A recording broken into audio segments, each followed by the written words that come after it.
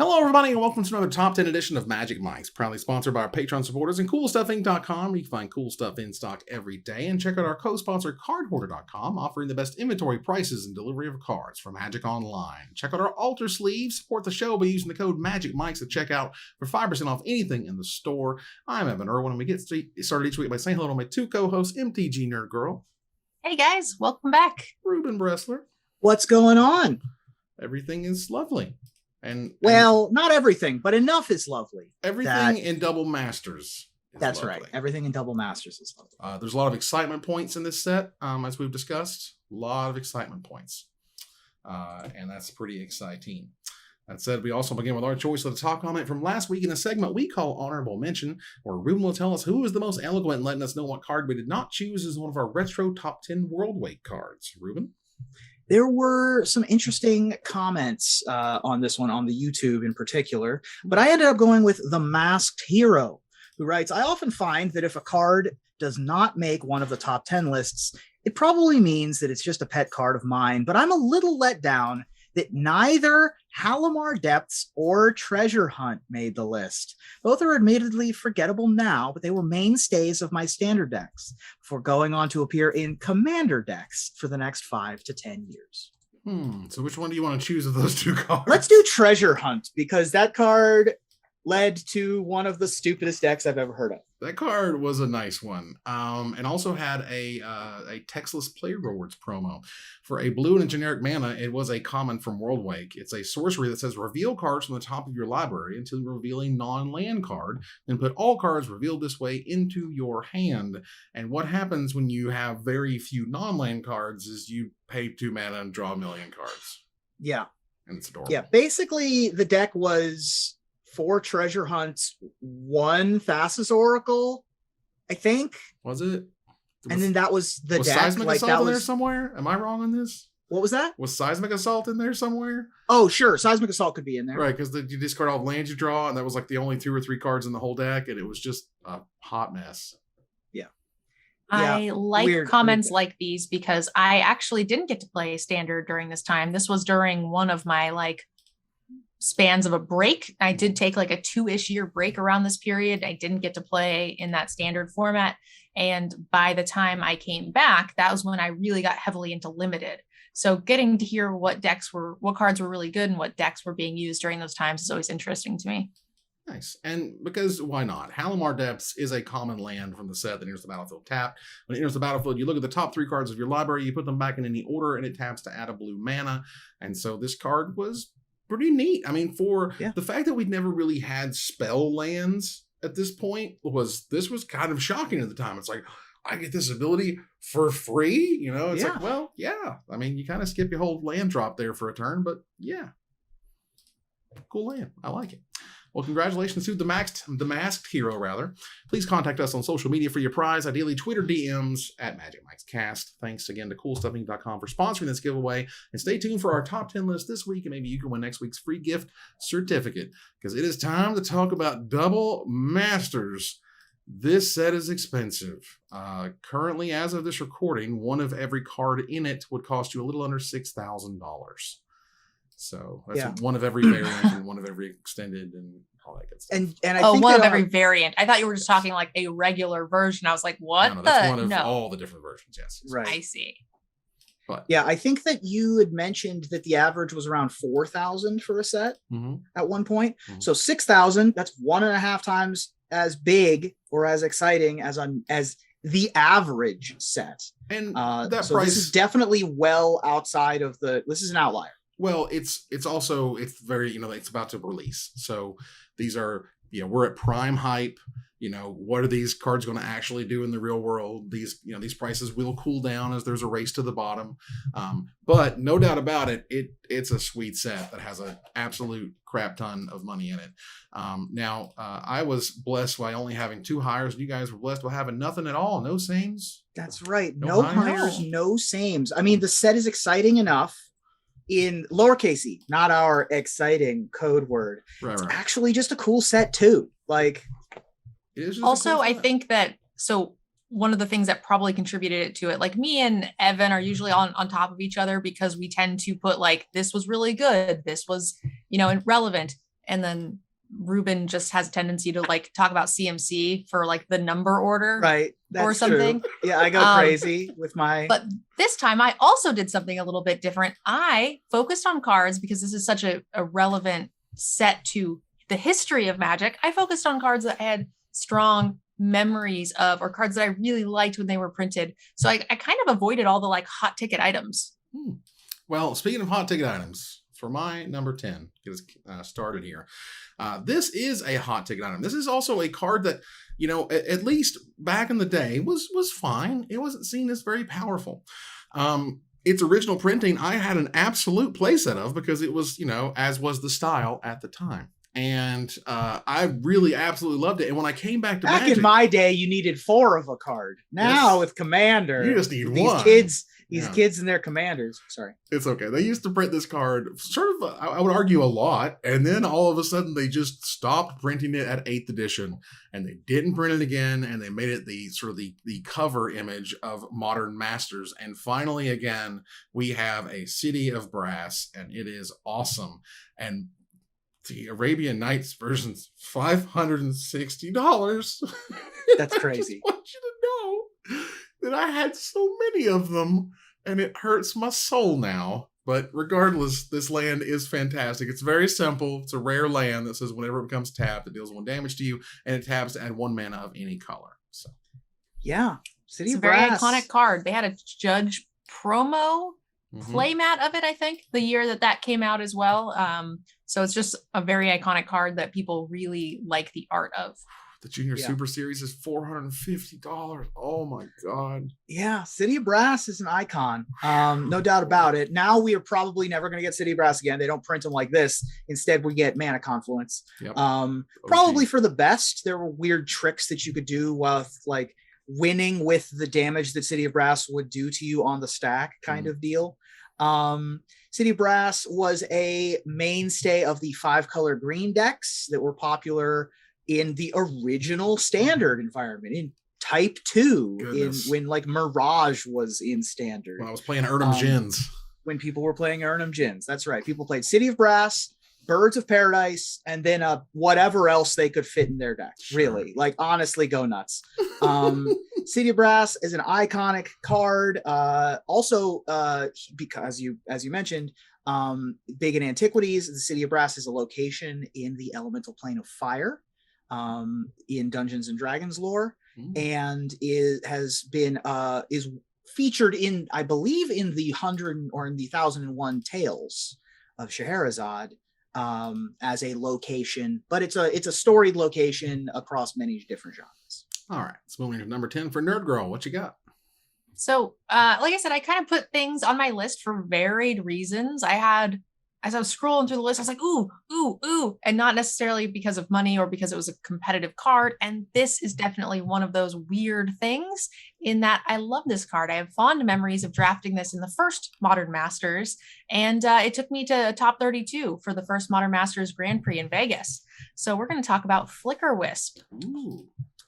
We have colorless white for an elemental creature. It's a 3/1 flyer that says whenever it enters the battlefield, exile another target permanent, return it to the battlefield under its owner's control at the beginning of the next end step. This is always something I was drafting in multiples. I think my day 2 3/0 deck had like 3 of them, which was pretty fantastic and kicked some butt. It's just efficient. It's just good, efficient creatures that do cool things. And it's creepy as hell. Yeah, Flicker Wisp is a card that I have very fond memories of from Lorwyn block. Being able to, get rid of an ensnaring bridge for the turn in Legacy Death and Taxes to just get in for the win. Being able to remove a giant creature mid-combat off of an Aether Vial. Make some enchantments fall off. Make some equipment fall off of your opponent's stuff. Much less if your opponent has like treacheryed one of your creatures. You can get it back. It does so much. And it comes back at the end of the turn. Like it's a super delayed trigger, all on a 3/1 flyer for 3. That's just great value. Even if you don't get ETBs, you're still going to win with a 3-powered flyer for 3. Yeah. And the ability to attack to choose any permanent, as noted, is just very powerful in weird little ways. Just weird little ways. Reset their about to ultimate planeswalker. Like there's all sorts of weird stuff you can do. Right. All right, Ruben, what's number 10?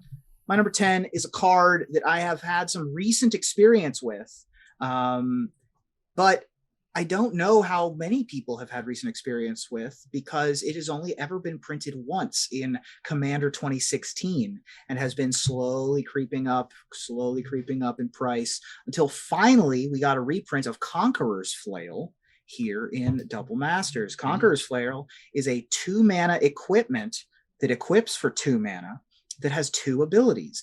The equipped creature gets +1/+1 for each color among permanents you control. And this is the headliner: as long as Conqueror's Flail is attached to a creature, your opponents can't cast spells during your turn. Oof. In Commander, that's a big game. End of turn Cyclonic Rift is a huge deal. Wait till the end of your opponent's turn to do whatever. But if this is on your 3-mana commander, not only does it get +3/+3, but also it's a semi-City of Solitude. I love it. I had no idea this thing was like $17-18 until I looked it up, and I was like, oh my God. It just does what you want it to do. I mean, in the commander deck. Honestly, looking through this set, there's a lot of cards that are just randomly $15 that you just don't expect to be.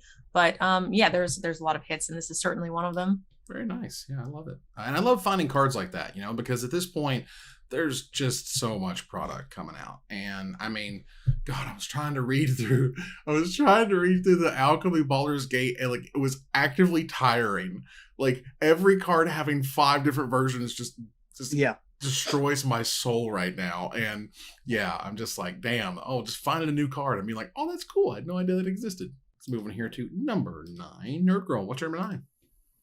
My number 9 is a card that I picked because I liked it in Standard. I thought it was kind of fun, and it kind of made blue decks play a lot different than the reason I typically hate blue decks. So it made it my kind of Magic in a constructed format. And that's why we're going to talk about Talrand, the Sky Summoner.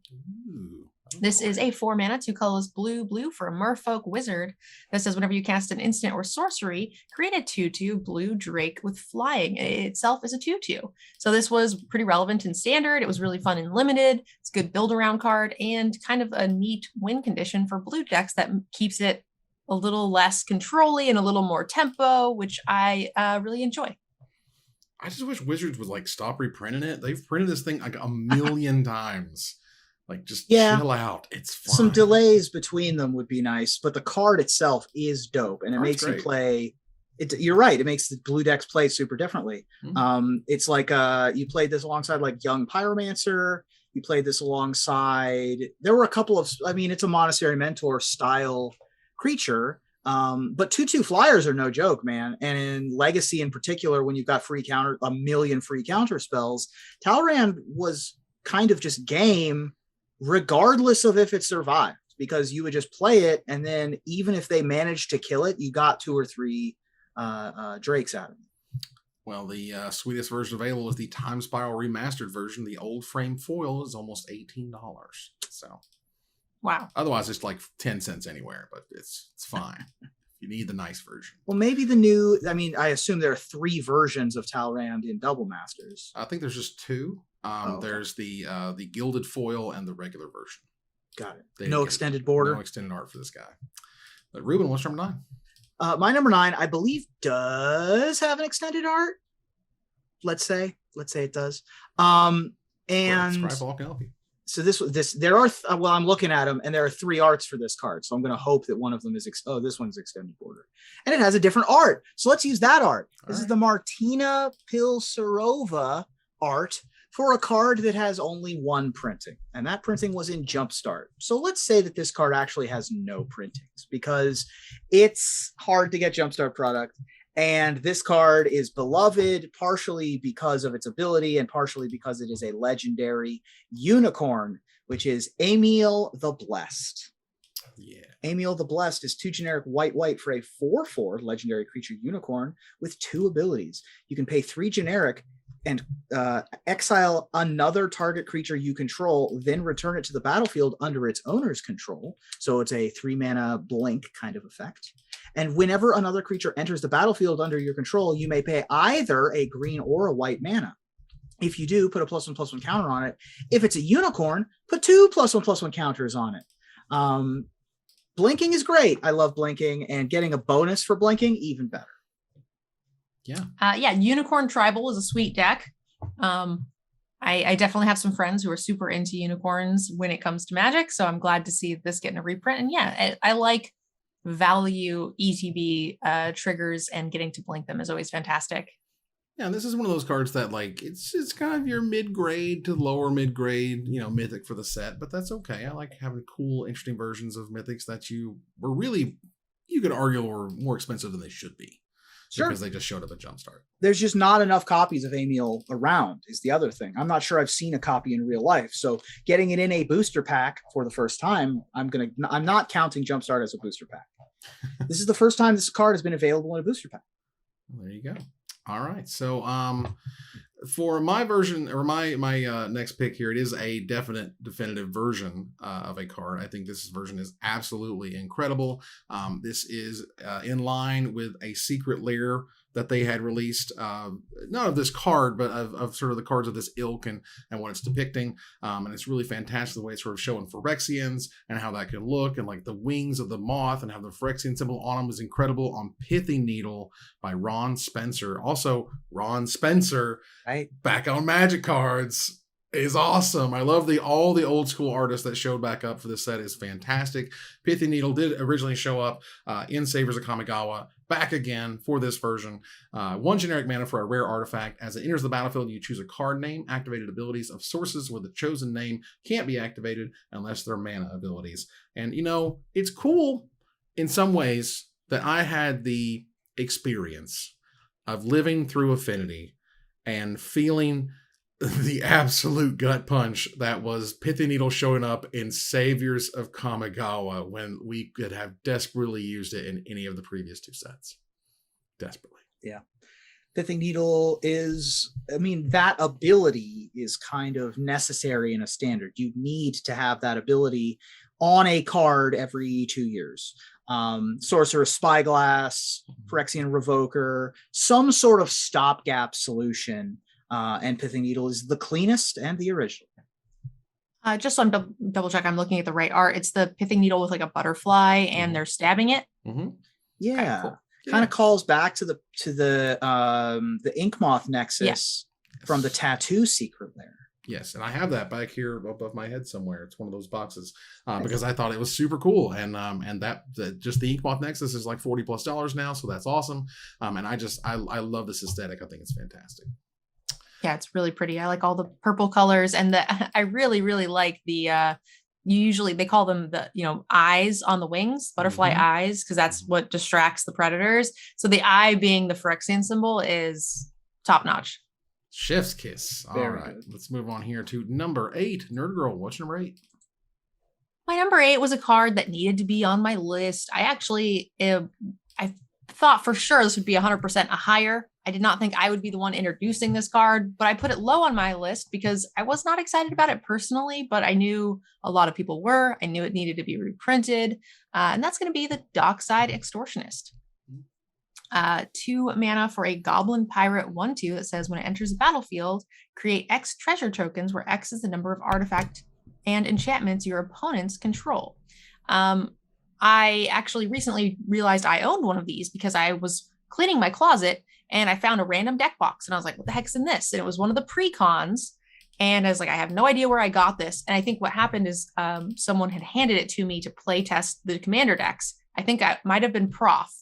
And I got to keep the deck because I think we were just practicing with it, and that was the thing. And so it had this in it. And I was like, oh, fantastic. So now mine is going to be worth less, but that's okay, because now everybody gets a Dockside now, and we can have some healthier formats where people can afford cards, which is good. I mean, still $50, so like, right, don't feel too bad about your original printing Dockside Extortionist. Yeah, it's still hot fire. It was nice to find at the bottom of my closet. That is absolute buried treasure. I wish this were in the Commander expansion, but it's here, and it was a much needed reprint, and it's a very good card.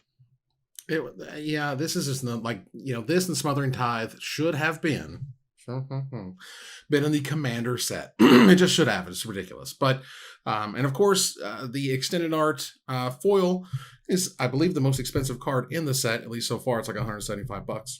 Really? And what card did Gavin Verhey pull on his box opening video? Wow. Yeah. That guy. Rigged. Was it a foil one or just a regular? Oh, it was foil. It was Extended Art foil Dockside. It was sick. That's super rigged. Oh, that's super rigged. It was crazy. That's the most rigged thing I've ever heard. Unbelievable and fantastic. Now, my number 8 is higher on somebody else's list, but Ruben, what is your number 8?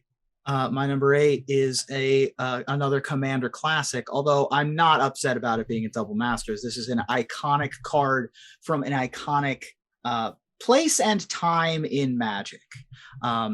When you think of the Celestia Guild, I think that it's one of the main cards that you think of as being, this is a Celestia card. And it's a card that desperately needed a reprint. The most recent printing was in the Guild kits that happened in 2018. But the last time it was in a booster pack was the original Ravnica. I'm, of course, talking about Privileged Position. Nice.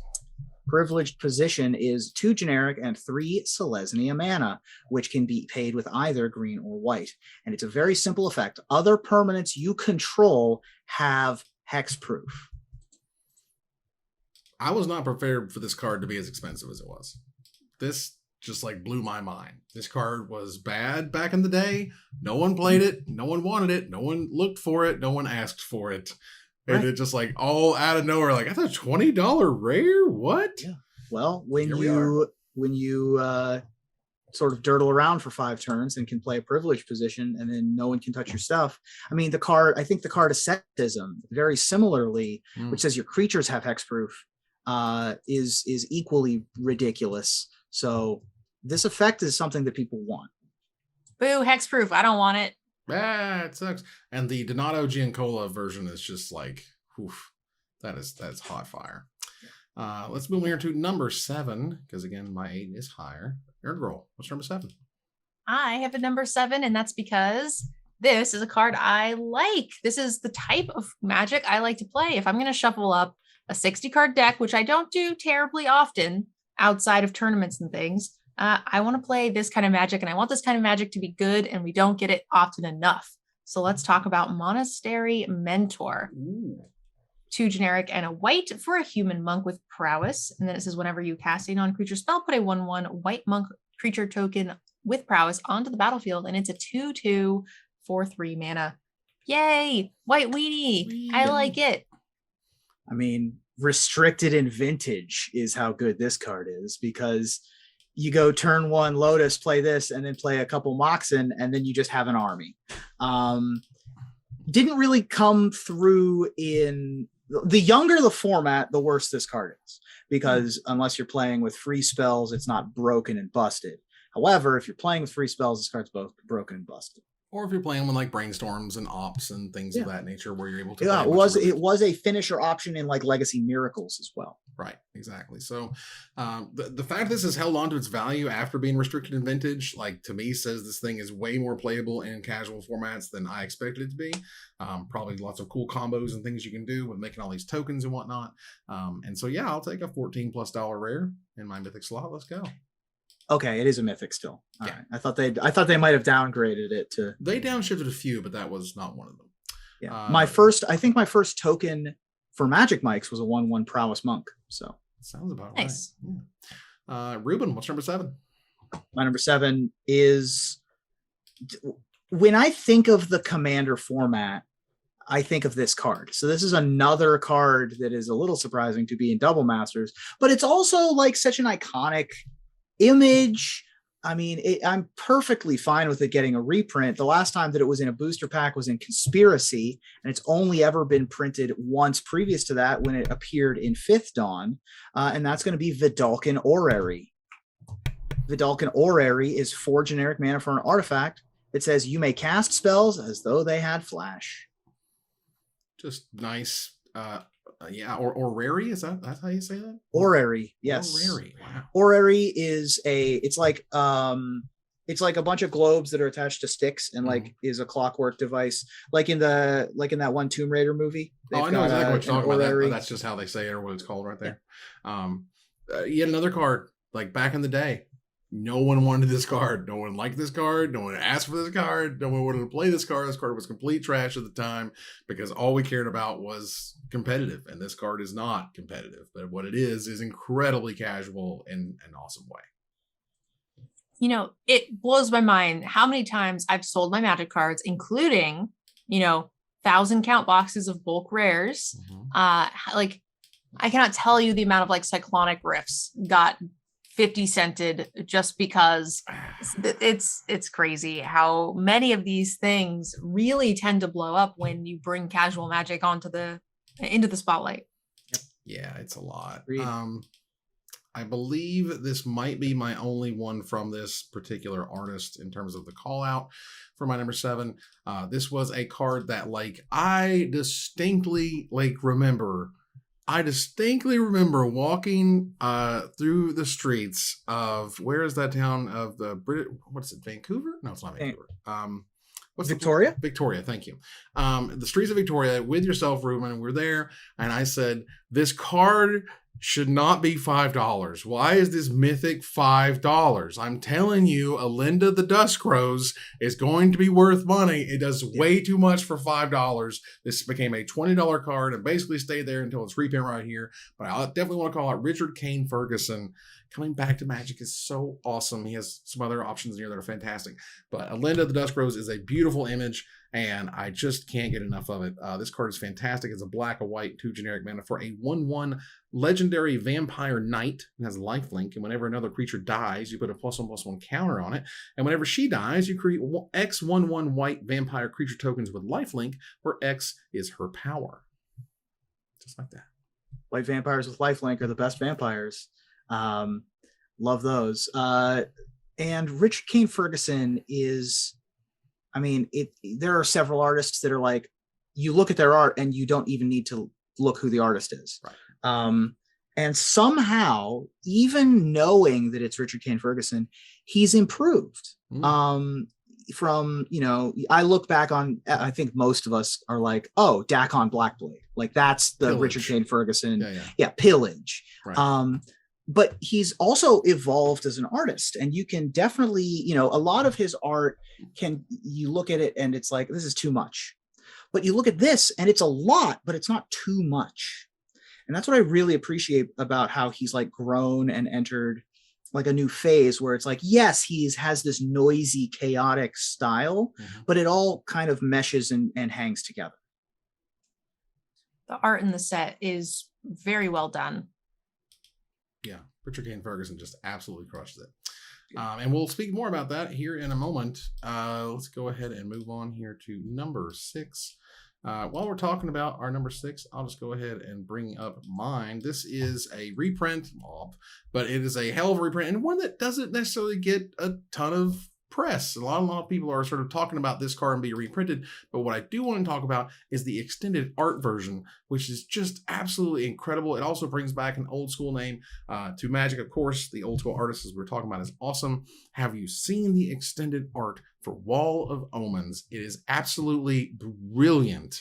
It is white in a generic mana for an uncommon 0/4 wall with Defender. And when it enters the battlefield, you draw a card, part of a cycle, by the way, and illustrated by Dan Frazier. Let's go. Yeah. Boxes. Yeah. Yeah. The base relief art here is absolutely gorgeous. Speak of another artist that has evolved and improved over time. So nice to have all of these huge names from back in the day come back for a curtain call. And this is the version that I want to have in my Arcades the Strategist deck when the set comes out. Oh yeah, this is sweet. I just sorry, I hadn't seen that art, so I was just looking it up. So the full art version is really awesome. I like even the text box kind of fits in very, very well. The aesthetic, right? It's just it just all works. And whenever I see Magic cards that for lack of a better term, don't look like Magic cards, I go, oh, wow, this is cool. I love when they do new, interesting stuff with the frames that I just wasn't expecting. Even all this time, having all these extended arts, it's still surprising and exciting. Yeah. I don't know if I agree that I like it when things don't look like Magic cards. To me, this still looks like a Magic card. I really didn't like the... Faithless Looting come to mind? No, more like the Heavy Metal Secret Lair. Heavy Metal Secret Lair I was thinking weird. silly. So that we had the expedition lands, and then we had those weird, and the mastery pieces were fine, but then they had the weird Egyptian ones or whatever. Oh, like Hazaret the Pervert. Yeah. Yes. I could not read those to save my life. Yeah, no one could. I was working in a booth and they handed me a stack. They were like, alphabetize these. I was like, I quit. Right. This is a wingding. I appreciate them trying new things, and sometimes it just blows up on the launch pad. That's okay. I would rather they experiment and fail. Hey, there you go. Ruben, what's number 6? My number 6 is a card that we've said, hey, when are they going to reprint X? Forever. I think for as long as we've been discussing reprints, this has been like the poster child since, I mean, at least for the last 5 years, where they were like, all right, this card's fine. Like, it's a good card, but why is it $1 million? Just reprint Bloom Tender already. And they finally reprinted Bloom Tender. We've talked about it on the show. It's like, I mean, this is where they could have reprinted Bloom Tender. No reprint.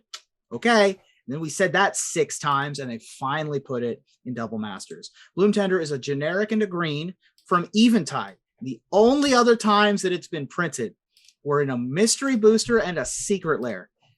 Eventide was released in 2008. It's been 14 years, and this is the first time we're getting one in a booster pack. It wasn't Eventide or your crapshoot of mystery booster. It's a 2-mana 1/1 rare elf druid that taps and says, for each color among permanents you control, add 1 mana of that color. Hey, you know, there's a theme of like back in the day, no one cared about this card, but back in the day, no one cared about this card. No one used this card. I don't recall any decks playing. I never played against it in a tournament. No one's trading for it. It just slowly, quietly became the scariest, most expensive card in the set. And that's incredible. And how much was it before the reprint?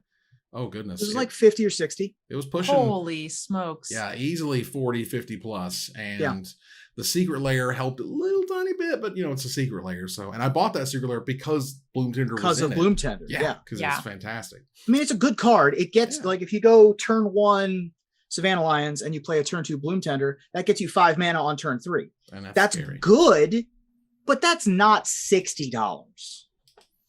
Is it though?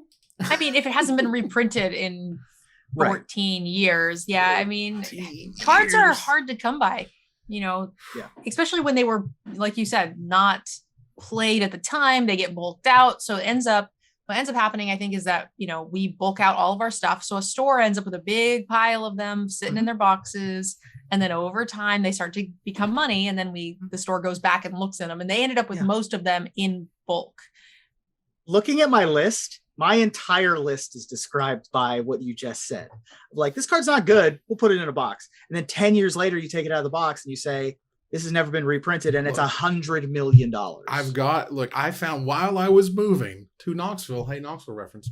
While I was moving, I did find 2 greater Oromancies in my like random crap bulk garbage stuff from the time box. Yeah. And that card's like now, I think after Imperial Seal and whatever, is one of the most expensive cards they've never reprinted. It's like $70 something. It's ridiculous. Every once in a while, I'll clean my car. I'll go through a box that like got packed in a hurry from 3 moves ago that never got unpacked because it was like a box of crap. And in it, I'll just find a draft deck.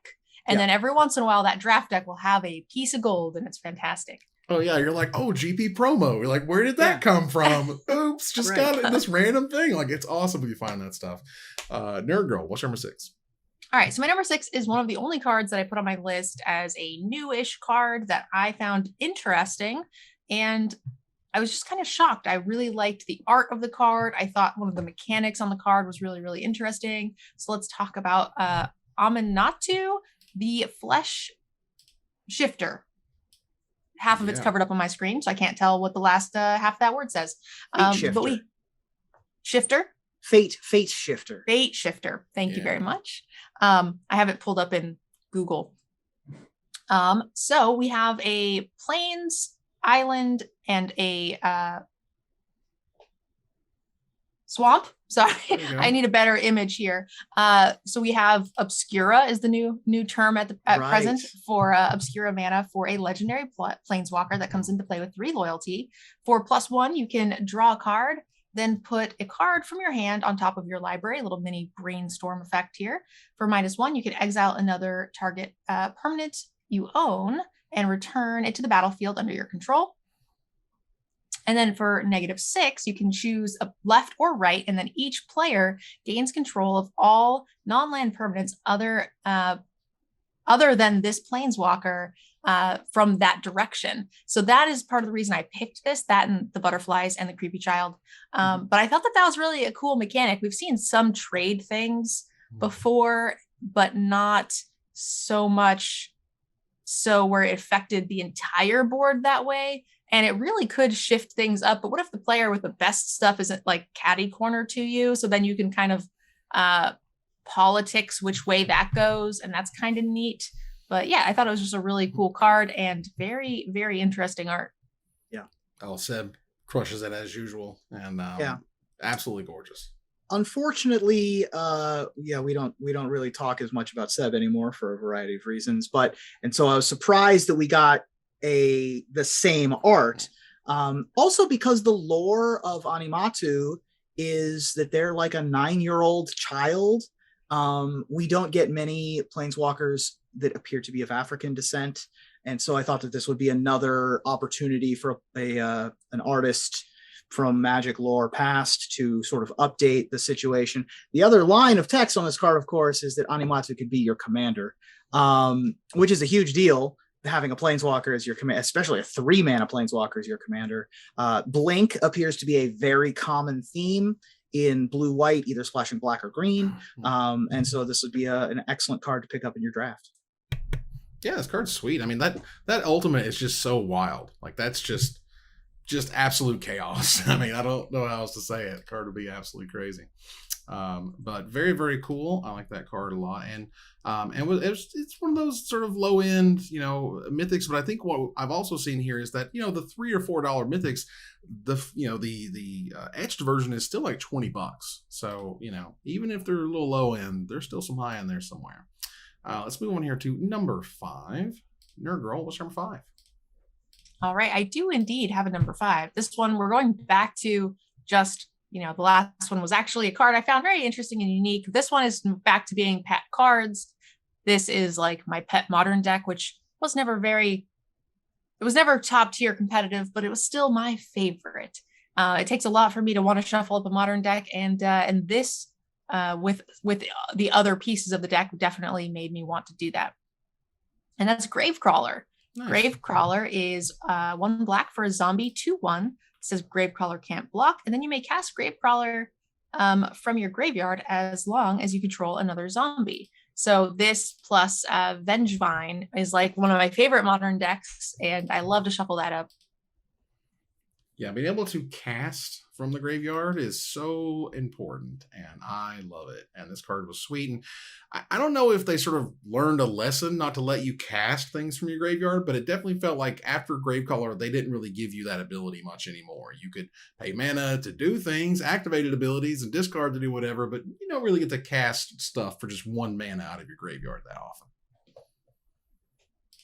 So let's move on here to Ruben's number 5. What you got?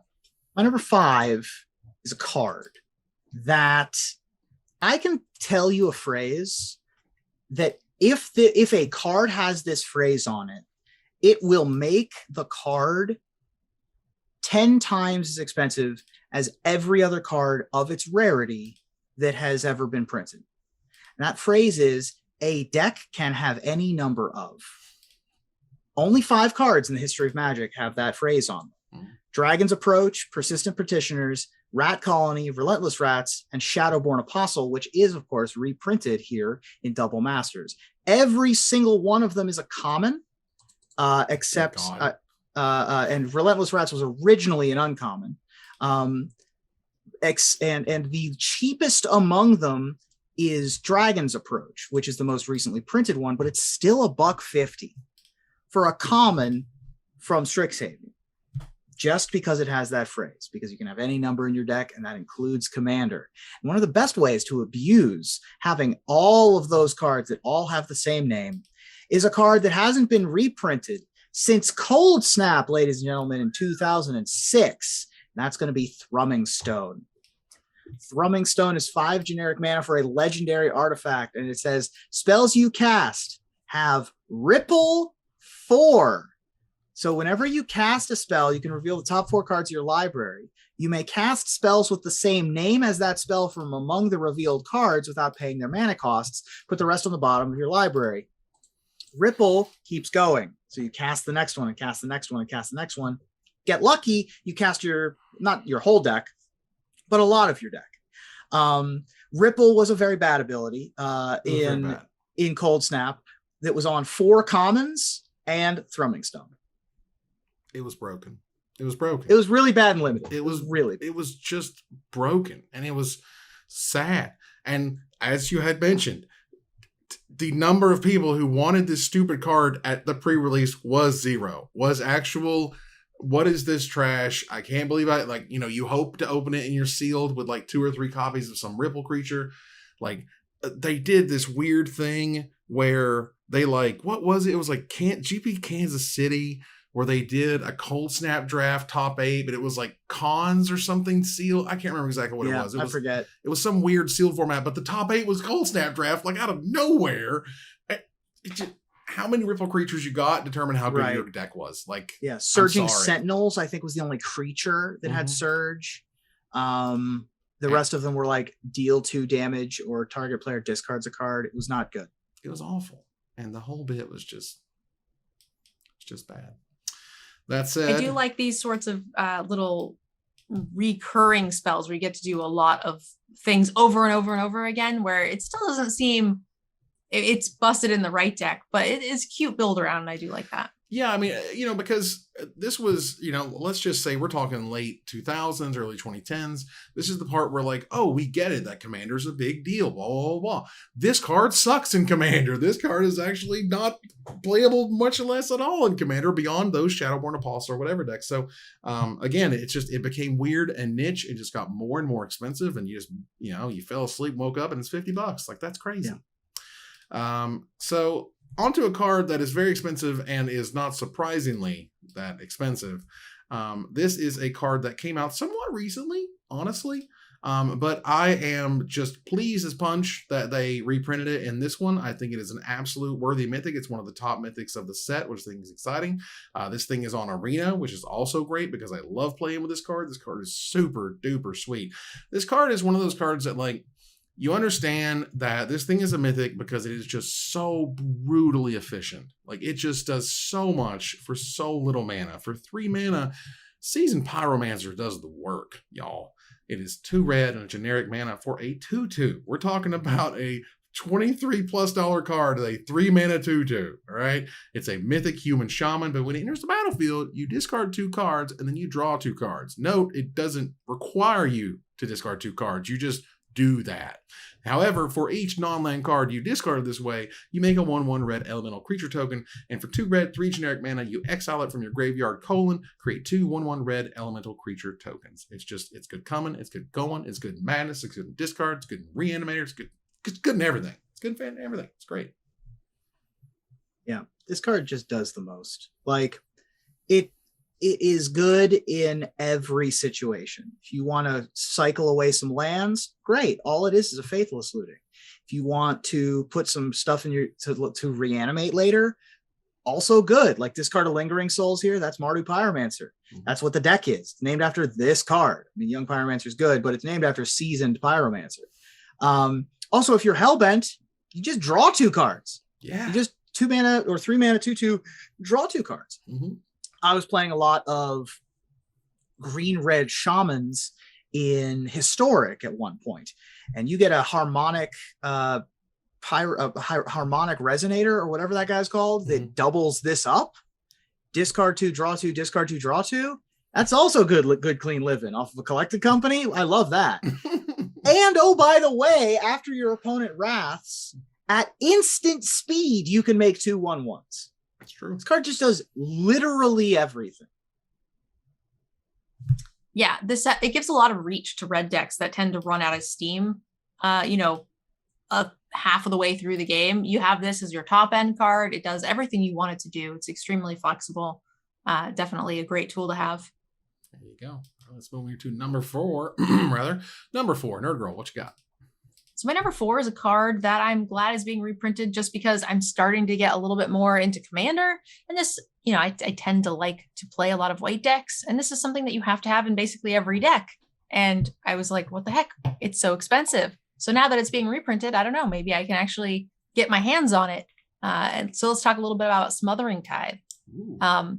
This is a 4 mana, 3 colorless, and a white for an enchantment. It says whenever an opponent draws a card, that player may pay 2. If the player doesn't, you create a treasure, a colorless treasure token with tap, sack, add, and 1 mana of any color. This is, it was $30-ish. It's dropping down a little bit now for the generic versions. In this particular set, they have an etched version, which is $115, and they also have a borderless that's different art for another $115 as well. Also, just quick little side note, one of my favorite Magic memes is this. It's an altar of this with Bernie Sanders on it, because you're once again asking for once again asking if you're going to pay the 2. That's a pretty good one. Yeah, the extended art is a little weird because it mostly just shows you the hand and doesn't really show you the mouth. I wonder what Smothering Claw does. I bet it's cool. Well, I mean, just because it's smothering doesn't mean we have to have a mouth. But there is a mouth there. I think the idea is that the mouth is the guy not paying the 2, giving you the thing, and then that's the hand raking it in. There you go. So that's your hand essentially versus the other guy's mouth. I am in favor of any. Well, listen, you started it, Evan. Like, don't Smothering Tithe shame. I am in favor of any white card that punishes blue decks. This is where we live. This is our life. All I want to do is play Thalia. All I want to do is play Vryn Wingmare. All I want to do is play Smothering Tithe. That's all I want to do with my life. Just make you pay forever and ever and ever. Just, are you going to pay the extra? That's right. Ruben, what's number 4?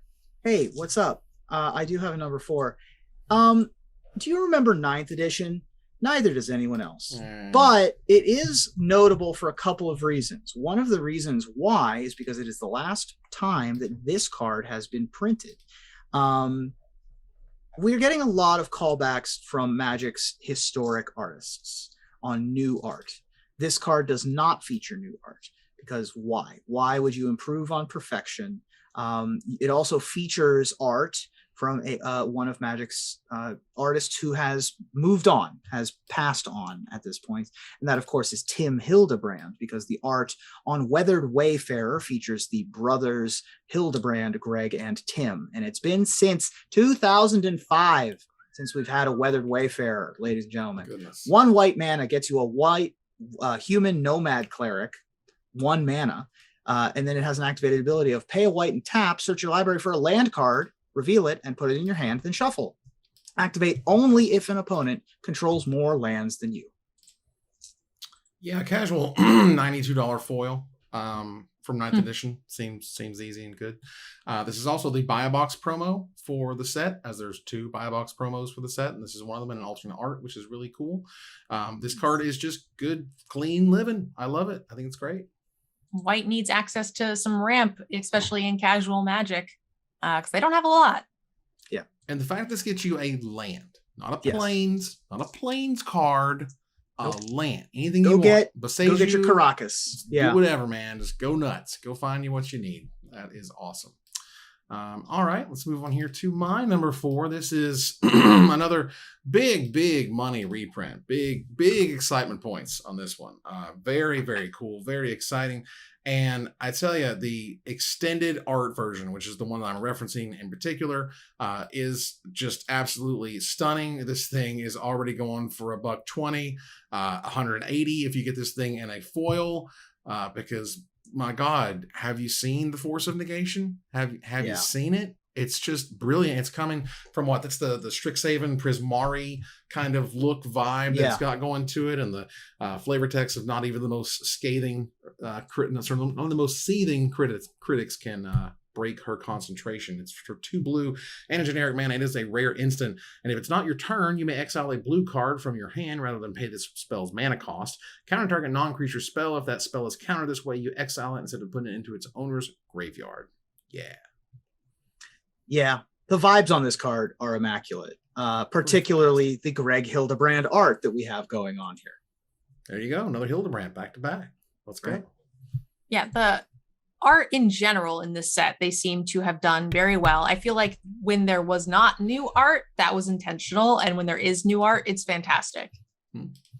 Yeah. Since we've talked about the Brothers Hildebrand back to back, I do want to talk about one of my favorite books growing up, which was Greg Hildebrand's Book of Three-Dimensional Dragons. This is the best pop-up book I've ever seen. I had it when I was a small child, and if you find a copy of it, you should pick it up because it is great. All right, fair enough. Let's move on here to our number 3. Ruben, what's number 3? We're getting into the ridiculous territory of this card has been reprinted since when territory. Mercadian Masks, ladies and gentlemen, came out in 1999. That is the last century. That is the previous century to the one in which we live. That's a long time for a card to not be reprinted, particularly one that has some gravitas in every format that it was playable in, including Vintage. It is a highly popular legacy deck with a very devout following. Not necessarily the best deck at any one time, but it has won legacy opens. It's won legacy, major tournaments in the past, and it's certainly won standard events. And we also get fantastic new art from the dark mind of Darkin. This is some intense art that we've got on the new Food Chain. Ooh. Food Chain is 2 generic and a green for an enchantment that says exile a creature you control, add X mana of any one color where X is 1 plus the exiled creature's mana value. Spend this mana only to cast creature spells. So you play this alongside Eldrazi Scourge, I believe, or Eternal Scourge or something like that, or Mist Hollow Griffin. You make yourself infinite mana and then you can cast an Emrakul. And that's how that works.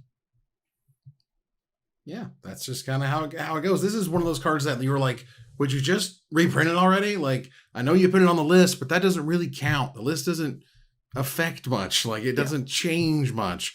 But Food Chain finally showed up, and it's another one of those sort of knockout punches of value that the set really needed. Like, you're just like, whoa, what else is in there? Boom, boom, boom, $50 card, and that's the stuff that gets people really excited. And it still is just a fantastic card in and of itself, and a card that no one cared about because it also needs a ton more interesting, powerful, pushed creatures to really make it just start going nuts, and that's basically what happened. And so the art is the things ripping apart another thing. Can we talk about the flavor text? Every predator is someone else's prey. Yeah. Well done. I like that pairing with the art. It's super fitting. Very nice. A little creepy. This art is, this is art I was a little surprised to see. It's we graphic. do murder. Like, we have a magic card called Murder. I get that we have a graveyard that's a zone, but this is primal stuff. You usually we don't see this flesh tearing on our magic cards. Not a lot. Nerd Girl, what's number 3? My number 3 is a card I think Ruben will definitely like. We like to shuffle up this type of thing, but also it is a reasonably simple card that's going to make a huge impact on a format it's never been in before. So we're going to talk about Monastery Swiftspear. Monastery Swiftspear is 1 red for a human monk with haste and prowess. Super simple, but the key is it is now being printed at common. So we are going to be seeing Monastery Swiftspear in Pauper, and that is going to be game-changing. That is so awesome. I'm so pumped for that. I love Swiftspear. Played it every time that I could. in standard, played it most of the time that I could in modern. Arguably the greatest red one drop that's ever been printed. You play this and like Goblin Guide, and that's kind of it in modern burn. Much less alongside anything that triggers with prowess, like we talked with Monastery Mentor. Monastery Swiftspear also benefits from Gitaxian Probe, Mox Emerald, whatever, what have you. There's Soulscar Mage as well. I think that Soulscar Mage as well. Soulscar Mage is one of them in there, but here's what will can just blow your mind. I was reading an article on it, and they said it would be less impactful if Goblin Guide had been downshifted to common than if Monastery Swiftspear had been. This is a meteoric bomb of value. Wow.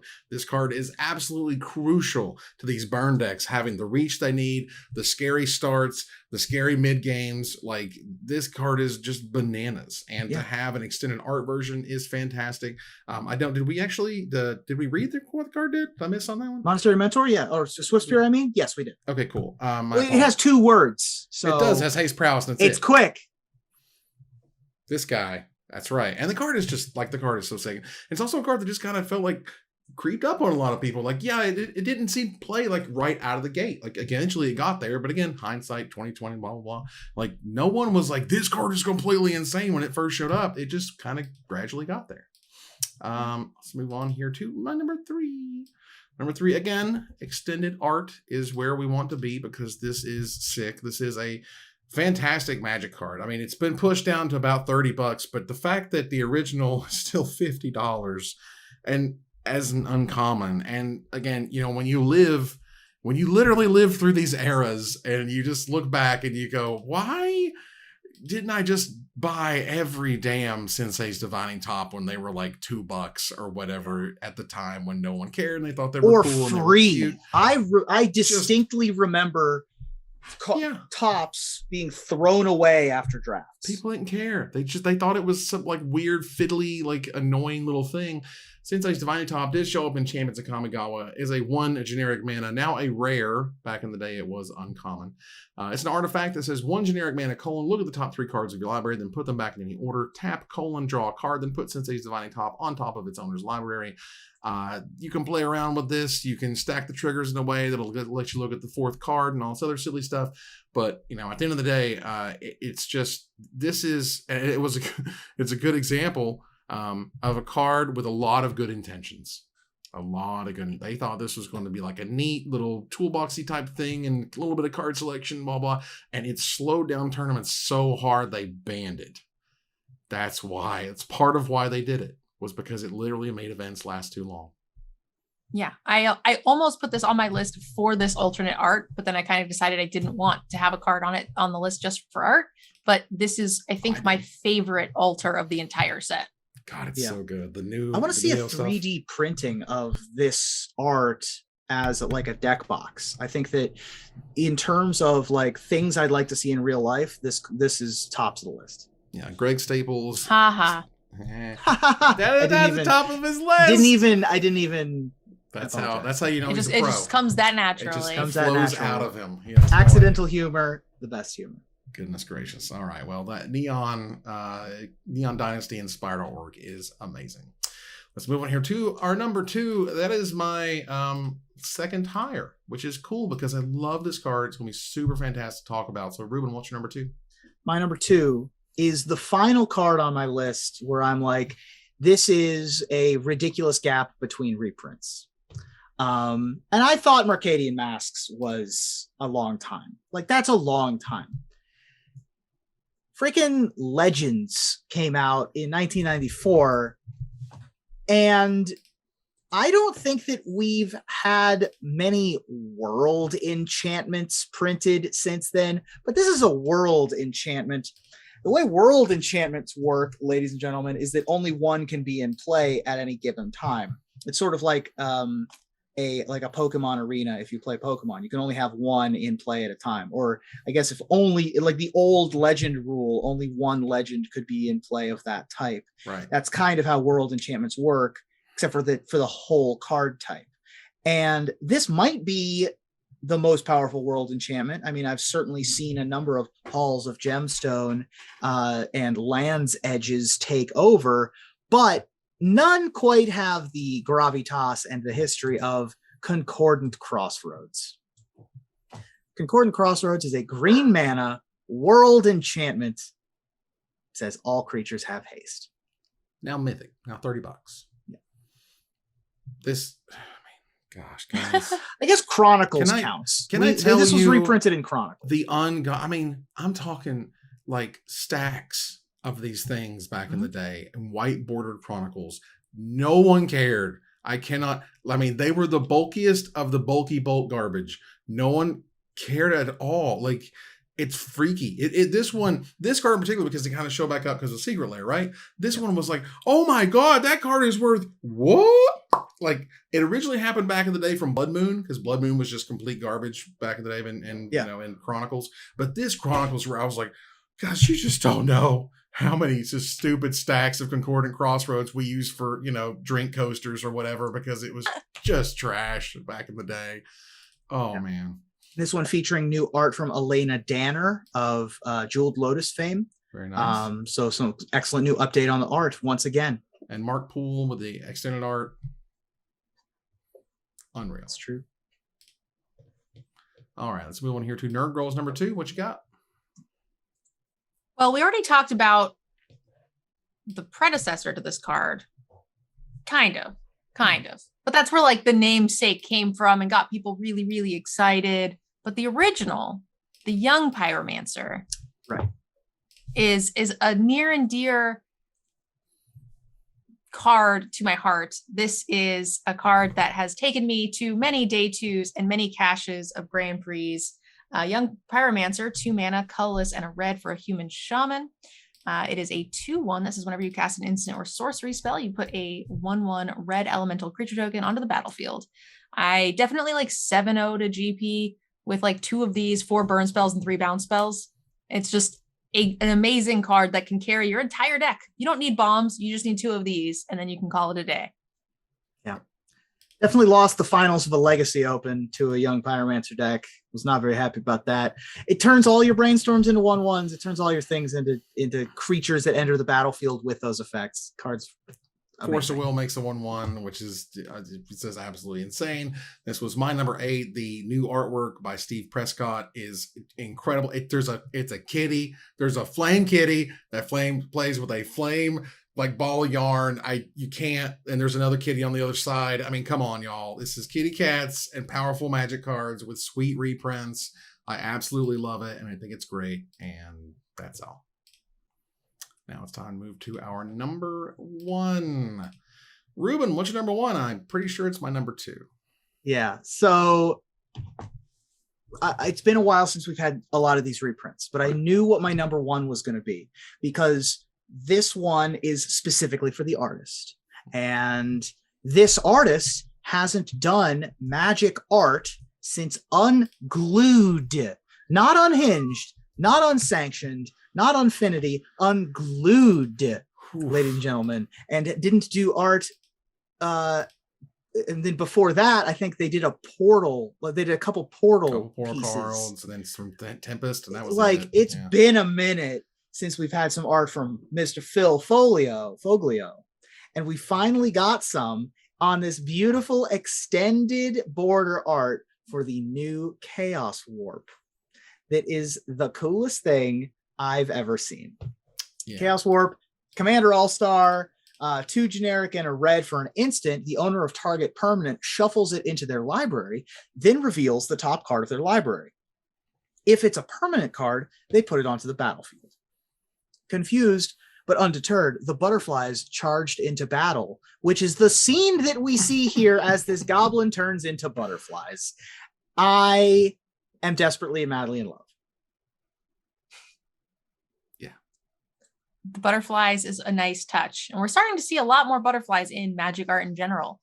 Yeah, I'll take it. This card is incredible. This is my number 2. This is like Phil Foglio tweeted that he had to go buy paint The man had to go buy paint. He didn't have any. It was all gone. It was all dried up and gone. He bought new paint. He talked about Kaja, and she's also back to painting. They talked about a secret layer Wizards had, was it 3 or 4 months ago, maybe longer.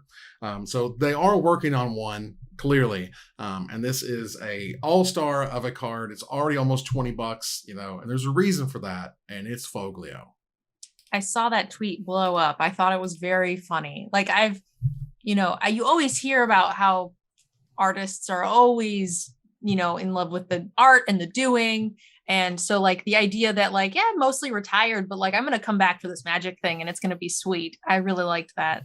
Let's go. All right. Nerd Girl, what's number 1?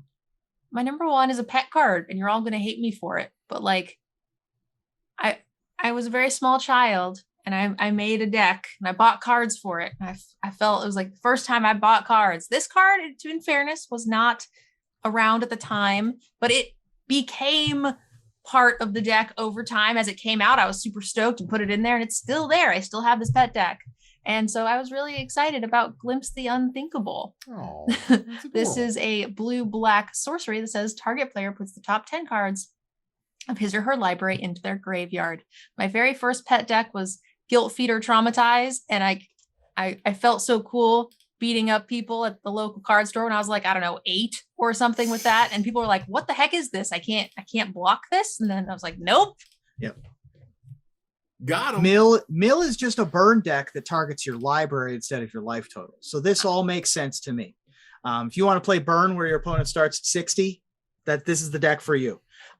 This is also the first printing of this card that says target player mills 10 cards instead of the previous non-keyworded version. Still $1 million comparatively speaking. I mean, it's still the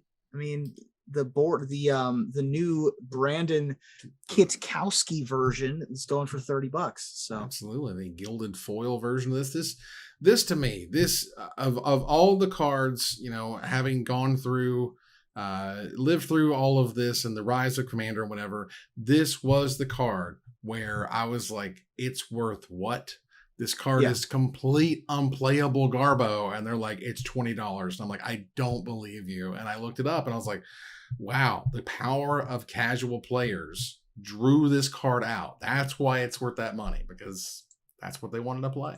And was one of the very rare, like, super mill cards back in the day. One of the first to really make you go, damn, 10 cards for 2 mana? That's a lot. And you're like, nowadays we mill half decks and stuff. But right, exactly. I picked these in every single draft when it first came out to put them in that deck. Did not care. It was getting drafted. That's awesome. Also, 10 cards in limited is $1 million. Like, it's true. This card's still better than Traumatized because 2 mana 10 cards is I think is better than 5 mana 40 cards. Sure. Well, I didn't even necessarily run them. I was just so excited about the card being printed the first time around that I was like, I have a pet mill deck. We need to find these cards. And we need to play set. Good. That's exactly right. So for my number 1, I went the Ruben Bressler, the classic Ruben Bressler route, and chose a cycle of cards because I can. And I think that this cycle really helped define what I thought was unique and cool about Double Masters 2022. And I feel like it kind of gave a nice way to both get into the set and also a good way to sort of frame how cool this set is and can be. And also how there's very expensive versions of some really awesome cards. I'm picking every single one of the bounce lands. The extended art bounce lands are absolutely gorgeous. They are fantastic. We'll pick on Simic Growth Chamber here. Again, from Pete Venters, classic Magic artist. That's another thing that was absolutely huge. Simic Growth Chamber was a land. It's an uncommon. It enters the battlefield tapped, and when it enters the battlefield, you return a land you control to its owner's hand, and it taps to add a green or a blue. Insane in constructed, but also insane in limited and insane in casual. It adds a card to your hand. It fixes your mana. It does all the good things. But again, for me, this was a whole line of really awesome, sweet versions of cards that are very cheap. You don't need these things, but they're beautiful and they really just kind of accent the entire set in a great way. Yeah. Any limited format that has bounce lands, I'm in favor of. which includes Iconic Masters, which I felt had a really good limited format. Original Ravnica block, famously one of the most beloved limited formats of all time. I see no reason why that wouldn't continue with Double Masters. Yeah, the set looks really good for limited gameplay, and part of what makes sets very good for gameplay is the lands they choose to add to them. Absolutely. So I thought they did a fantastic job at choosing those. They did a wonderful way of making the set really feel special as a result. And that was our top 10 Double Masters 2022 cards. You'll see them on screen right now for your review. Take a look at my list, Nerd Girl's list, Ruben's top 10, and we want to hear from you about what card we did not talk about. And we'll select our favorite to win $50 worth of anything at CoolStuffInc.com. But before we go, I want to thank my co-host. Thank you, Nerd Girl. Thanks for having me, guys. Thank you, Ruben. Double Masters looks dope. It does look very exciting, but it also is very exciting. It's both. It's the exciting with the exciting points. I'll tell you, as we want here to our final slide, I want to thank our sponsor, CoolStuffInc.com, our co-sponsors, CardHoarder.com and UltraSleeves.com, my co-host, MTG Nerd Girl and Ruben Bressler. You guys for watching and listening. Hope you support us at Patreon.com/MagicMikes. Follow, like, tweet, favorite, share, subscribe to everything social that tells people we exist. Catch us online at Twitch.tv at Magic Mikes, on Twitter at Magic Mikes Cast, our Magic Mikes subreddit, and like the Magic Mikes page on Facebook. Or join us here next week, same time, same place, for another episode of Magic Mikes. Good night, everybody.